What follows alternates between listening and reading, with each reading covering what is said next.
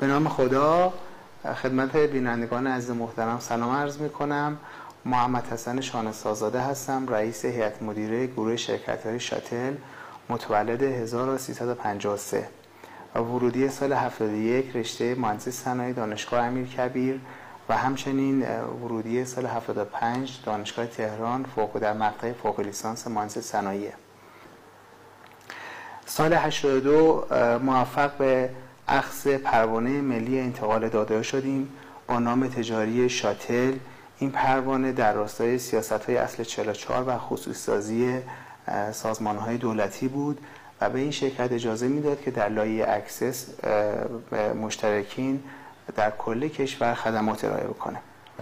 بیش از 95% از پرسنل شاتل دارای تحصیلات عالی در زمینه آیتی و یا فیلدهای مرتبط به آیتی هستند. بزرگترین علت کسب رتبه اول در حوزه آیتی در گروه شرکت‌های شاتل بحث نوآوری، خلاقیت و ریسک پذیری پرسنل و مدیران وفادار گروه شرکت‌های شاتل میباشد. رشد و توسعه و بالندگی علمی و تخصصی پرسنل از اهم برنامه‌های شاتل بوده. در این راستا گروه شرکت‌های شاتل آکادمی شاتل رو تأسیس کرده که در حال حاضر 100 صندلی آموزشی و 600 نفر هیئت علمی داره. ما در سال 90 40,000 نفر ساعت آموزش تخصصی در زمینه آیتی داشتیم. برنامه‌مون در سال 91 85,000 نفر ساعت خواهد بود. دومین پارامتر مهم رویکرد و استراتژی مشتری مداری در ارائه خدمات میباشد. شاتل در دو مقطع خودشو متحد میدونه، قبل از ارائه سرویس و بعد از ارائه سرویس.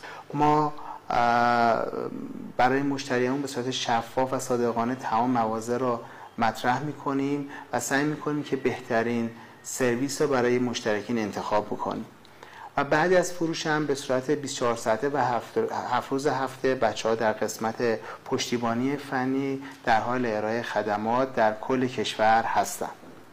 در حال حاضر 28 استان کشور تحت پوشش خدمات شاتل قرار داره.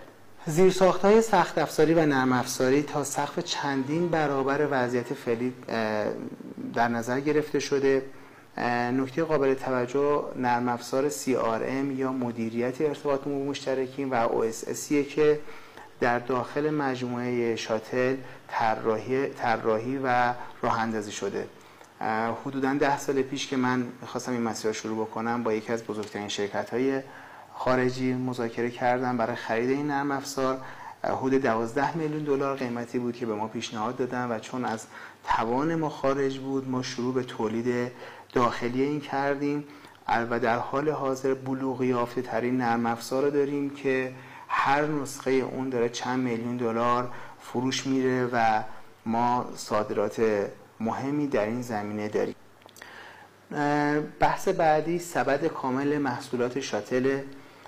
شاتل سعی کرده که تنوع و تناسب محصولات رو در استراتژی کاری خودش قرار بده. اما تقریبا تمام ذائقه‌هایی که توی بازار و تمام درخواستایی که بوده توسط تیم تحقیق و توسعه شناسایی کردیم و سعی کردیم که محصولاتی متناسب اون طراحی کنیم و ارائه خدمت بکنیم.